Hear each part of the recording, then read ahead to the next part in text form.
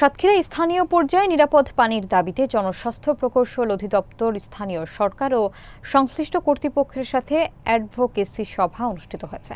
বৃহস্পতিবার সকাল 10টায় উপজেলার ডিজিটাল কর্নারে বেসরকারি উন্নয়ন সংস্থা সিডোর আয়োজনে এবং অ্যাকশন এইড বাংলাদেশের সহযোগিতায় A40 প্রকল্পের আওতায় এই সভা অনুষ্ঠিত হয়। বিস্তারিত দেখুন হাফিজুর রহমান সুমনের প্রতিবেদনে।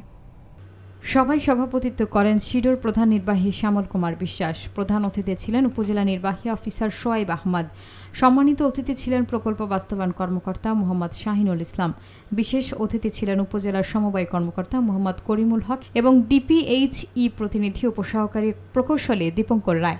এছাড়া উপস্থিত ছিলেন জেলা মহিলা বিষয়ক অধিদপ্তরের প্রোগ্রাম অফিসার ফাতেমা জোহরা, ফেংরি ইউপির প্রশাসনিক কর্মকর্তা আলকাস আলী, সদস্যের পরিচালক মাধব চন্দ্র দত্ত ও সাবেক পৌর কাউন্সিলর ফরিদ আক্তার বিউটি সহ আরও অনেকে। সভায় বক্তারা উপকূলীয় অঞ্চলে লবণাক্ততা, জোয়ারের বন্যা এবং অবকাঠামোর অভাবে নিরাপদ পানির প্রাপ্যতা সংকটাপন্ন হয়ে পড়েছে বলে উল্লেখ করেন। বিশেষ করে নারী, শিশু, প্রতিবন্ধী সহ প্রান্তিক জনগোষ্ঠী সবচেয়ে বেশি ভোগান্তির শিকার।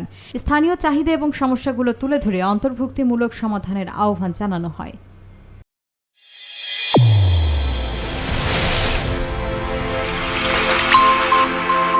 চ্যানেল A1 হৃদয়ের